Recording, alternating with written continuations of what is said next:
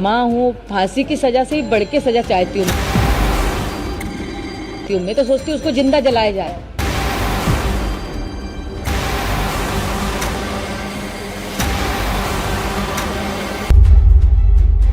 जून 2025 की सुबह 7:09 के आसपास एक एक्स पर ट्वीट किया गया था। जानकारी साझा की गई थी। मुख्यमंत्री थे, मेघालय के नाम। उनका कॉर्न रोड के सगमावा लिखते हैं कि राजा हत्याकांड में 7 दिनों के भीतर मेघालय पुलिस को बड़ी सफलता हाथ लगी है। मध्य प्रदेश के रहने वाले 3 हमलावरों को गिरफ्तार कर लिया गया है। महिला ने आत्मसमर्पण कर दिया है। एक अन्य को पकड़ने के लिए अभियान जारी है। बहुत बढ़िया मेघालय पुलिस। बस ये ट्वीट करना था कि उसके बाद सोशल मीडिया पर एक तरह से कह सकते हैं भूचाल आ गया, तूफान आ गया।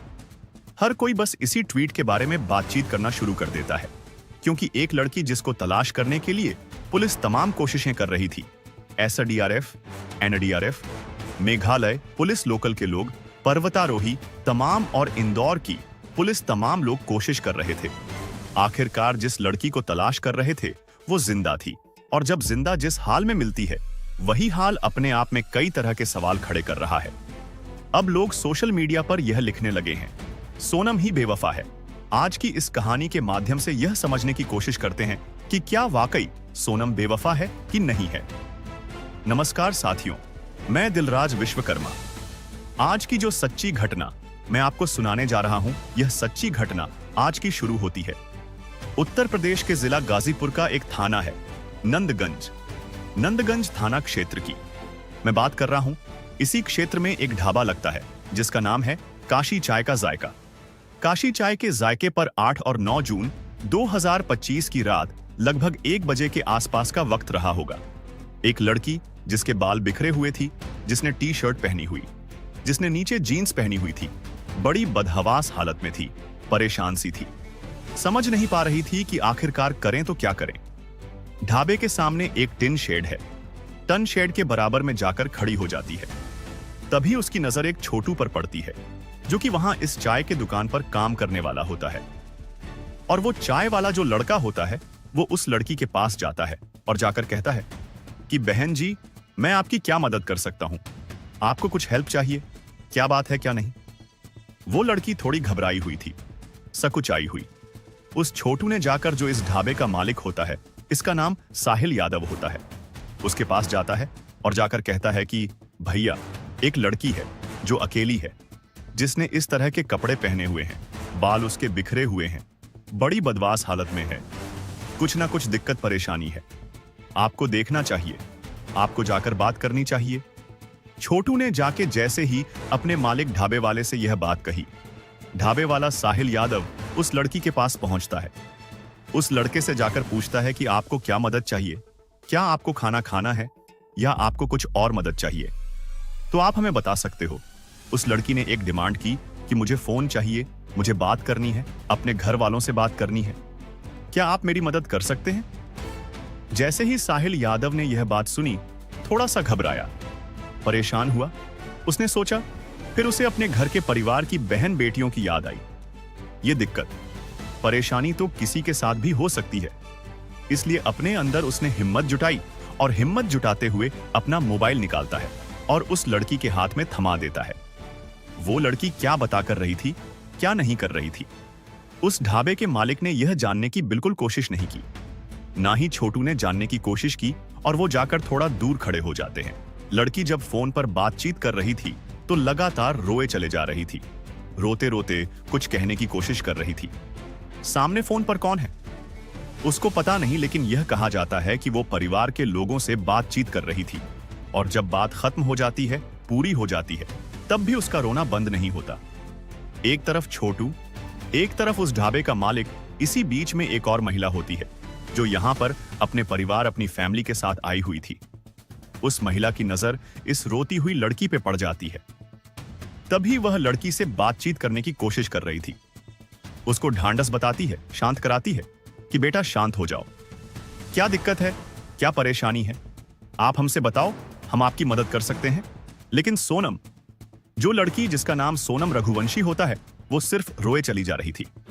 आखिरकार उस महिला ने जाते जाते उस ढाबा मालिक से कहा कि आपको एक काम करना चाहिए, आपको पुलिस को कॉल करनी चाहिए, पुलिस को बताना चाहिए। हो सकता है कि मामला ये पुलिस केस हो, कहीं ऐसा ना हो तुम्हारे लिए कोई दिक्कत परेशानी खड़ी हो जाए। ढाबे मालिक को यह बात समझ में आ जाती है। साहिल यादव ने तुरंत ही 112 नंबर पर कॉल करता है। कॉल करने के बाद कहता है कि साहब, यहां पर एक लड़की है जिसने काली टी शर्ट पहनी हुई है, काली जीन्स पहनी हुई है, बाल बिखरे हुए हैं, थोड़ी परेशान हालत में है। उसने अपने परिवार वालों से बातचीत की है, रो रही थी, बहुत ज्यादा परेशान हो रही थी। आसपास में उसका कोई अपना दिखाई नहीं दे रहा है, आप आ जाइए। 112 नंबर ने जैसे ही सूचना प्राप्त की, उसके बाद मौके पर पुलिस पहुंच जाती है। जो स्थानीय एसएओ होते हैं वह भी मौके पर पहुंच जाते हैं। अब रात के लगभग 3 बजे के आसपास का वक्त हो रहा था। यह 9 जून 2025 की सुबह का वक्त था। पुलिस उस लड़की को अपने साथ लेकर चली जाती है। दरअसल जब पुलिस यहां से उस लड़की को लेकर जाती है तो महिला पुलिस चौकी में जाकर उस लड़की को सुपुर्द कर देती है। और यह महिला पुलिस चौकी जो है, यह जिला अस्पताल परिसर में महर्षि Vishwamitra autonomous state medical college परिसर में एक सखी वन स्टॉप सेंटर होता है। उस वन स्टॉप सेंटर में रख दिया जाता है। लड़की से पूछा जा रहा था कि तुम्हारा नाम क्या है। लड़की ने कहा कि मेरा नाम सोनम रघुवंशी है। सोनम रघुवंशी, ये कुछ पिछले लगभग 17-18 दिनों से सुना सुना सा नाम लग रहा था। फिर पूछा जाता है कि तुम कहां रहती हो। वो बताती है कि मैं मध्य प्रदेश के इंदौर में रहती हूं। बस इतना था कि ये सुनने के बाद पुलिस के पैरों तले जमीन खिसक जाती है। पुलिस सोचने पर मजबूर हो जाती है कि बात है मेघालय के शिलांग की। वहां पर पहाड़ियों में इसके पति की अभी लाश मिली थी। ये लड़की यहां क्या कर रही है? यहां से इतनी दूर पुलिस समझ नहीं पा रही थी। आखिरकार करें तो क्या करें? तुरंत ही उच्च अधिकारियों को लखनऊ सूचना दी जाती है। लखनऊ के लॉ ने ऑर्डर होते हैं। अमिताभ यश उन तक बात पहुंचती है। उनको पूरी कहानी अब तक जो भी हुआ है, कैसे कैसे लड़की मिली है, कहां से प्राप्त हुई है, क्या इसने बताया है, क्या नहीं बताया है, अमिताभ यश को पूरी जानकारी दी जाती है। आखिरकार उन्होंने मेघालय पुलिस से संपर्क किया, साथ ही इंदौर पुलिस से संपर्क किया और उनको बताया कि जिस लड़की को आप पिछले 17 दिनों से तलाश कर रहे थे, दरअसल वो लड़की हमारे यहां पर है और आप आकर यहां बातचीत कर सकते हैं, मिल सकते हैं। बस मेघालय पुलिस को और साथ ही जो इंदौर की पुलिस को सूचना दी जाती है। इसके बाद उस लड़की से यह भी जानकारी जुटाई जाती है कि तुमने किससे बातचीत की है। तो यहां पर यह बात आती है कि लड़की ने अपने भाई गोविंद से बातचीत की है। गोविंद जो उसको इंदौर से जाकर सीधा मेघालय के शिलोंग में उन पहाड़ियों में अपनी बहन को लगातार तलाश कर रहा था। हालांकि पुलिस अब इस मामले की जांच पड़ताल कर ही रही थी, लेकिन एक गाइड ऐसा सामने आता है जो कि मावला ख्यात एक जगह लगती है। वहां का एक लड़का होता है गाइड, जो कि अल्बर्ट पेड जिसका नाम होता है। वो बताता है कि 23 मई 2025 की सुबह 10 बजे के आसपास वो देखता क्या है कि एक कपल है, जिस कपल के बारे में उसने जब जानकारी सोशल मीडिया के माध्यम से पता चलता है। जो लड़की है उसका नाम सोनम रघुवंशी है और जो उसका पति है उसका नाम राजा रघुवंशी है। ये दोनों साथ थे और इनके साथ 3 जने और थे। वह 3 कौन थे, क्या बातें कर रहे थे, कोई उसको जानकारी नहीं, क्योंकि वह हिंदी में बात कर रहे थे और उसको हिंदी आती नहीं थी इस गाइड को। या तो वह अंग्रेजी जानता था या फिर अपनी लोकल की भाषा, शायद खासी उसे बोलते हैं, उसको जानता था। इसने कहा कि मैं आपको सेवाएं दे सकता हूं, मैं आपकी मदद कर सकता हूं, आपको कहां घूमना है आप मेरे साथ चल सकते हैं। अल्बर्ट पेड ने जितनी भी बातें की, उन लोगों ने साफ इनकार कर दिया कि हम आपको अपने साथ लेके नहीं जाना चाहते। इसके बाद उन्होंने एक दूसरा था वन साई, एक गाइड होता है, उससे वो मदद मांगते हैं। उससे कहते हैं कि हमें घूमना है।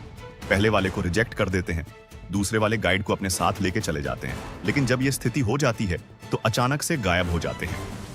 अब इस मामले में जब पुलिस को भी ये बातें सब याद आती हैं, तो सोशल मीडिया पर ये सब चीजें लगातार चल रही थीं। तभी मेघालय के डीजीपी, जिनका नाम है इदाशीशा नॉनग्रोंग, इनकी तरफ से एक मैसेज दिया जाता है। बताया जाता है कि मध्य प्रदेश के 3 लोगों को पकड़ा है और साथ ही महिला को भी हिरासत में ले लिया गया है। पुलिस का यह दावा है कि राजा रघुवंशी की जो हत्या हुई है, कत्ल हुआ है, उस कत्ल में इस लड़की का पूरा रोल है। इसने लोगों को हायर किया और हायर करने के बाद उसने अपने पति की हत्या कराई। हत्या क्यों कराई, क्यों नहीं कराई, इसके बारे में अभी चर्चाओं का दौर चल रहा है। जानकारी जुटाने की कोशिश की जा रही है। पुलिस मामले की जांच पड़ताल कर रही है।